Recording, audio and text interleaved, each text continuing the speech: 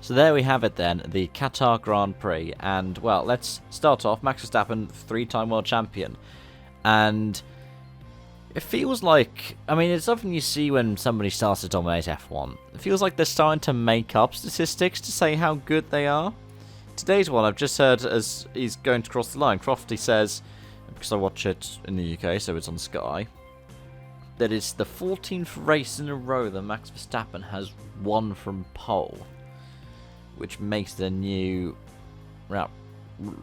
So, not in terms of he's pole and win every time, but for every time he's been on pole, for the past 14 pole positions he's had, he's converted it to a race win. There's probably a better way to word it as well.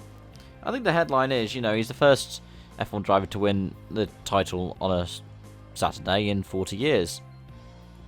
First one to win a title through a sprint.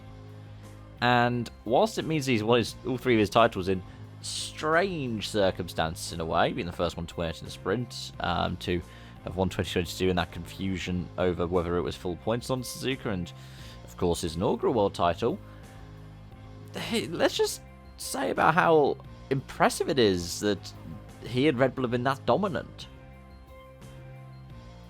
And then it means that we can move on to talking about Oscar Piastri's weekend. A win in the sprint.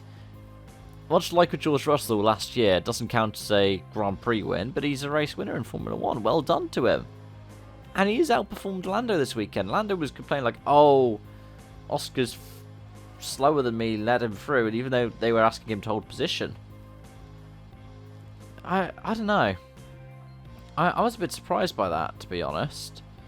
Because he was faster over a single lap, but he wasn't really able to reel it in over a stint. He wouldn't have been able to make the move. I was worried that it was going to end up with one or both McLarens out. A bit like we saw for the Mercedes on the first lap of the Grand Prix.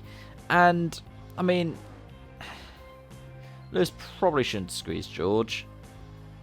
But at the same time, he thought, he's my teammate, he can see me go in there, he can back out. And George pulls out from behind Verstappen and bam. Lewis is there, it's Lewis. So really it's a racing incident. It's one of those ones where it's a shame to see Lewis out so early on. When was the last time he was out in turn one of a race? Because he'd been out on lap one, obviously Spa last year's crash with Fernando, and Spain 2016 with Rosberg.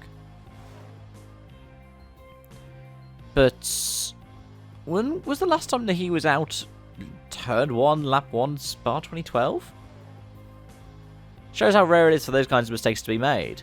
And that could have been one that Alonso could have capitalised on. He was running third for quite a while and taken down that gap to Lewis, and he has done in the standings by finishing 6th. But he had an uncharacteristic mistake as well. Supposedly a gust of wind. Must have been because Nico Rosberg was there this weekend.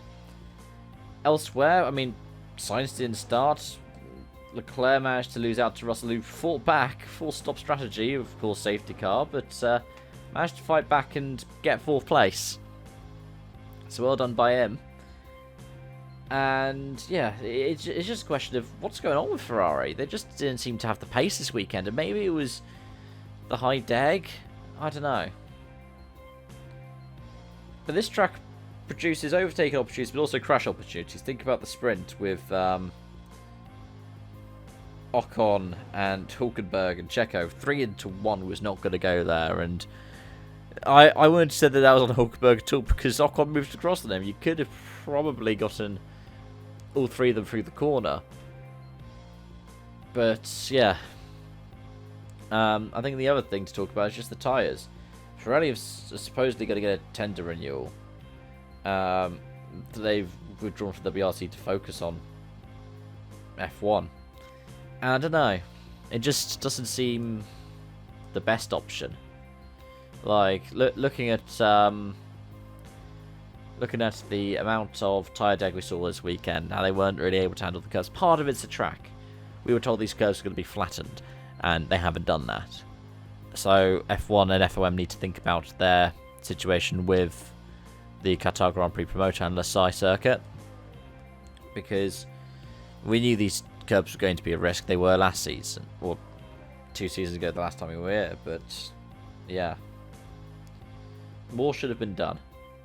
Maybe by Pirelli, I don't know. I think more should have been done. by the promoter. Because as much as I'd want to fault Pirelli, because it seems like the thing to do, both in the WRC and in F1, it's always blame Pirelli, right? I don't think we can blame them entirely for this one. But those are my thoughts. Let me know yours in the comment section down below. Thank you so much for watching, and I hope to see you again soon. Bye for now.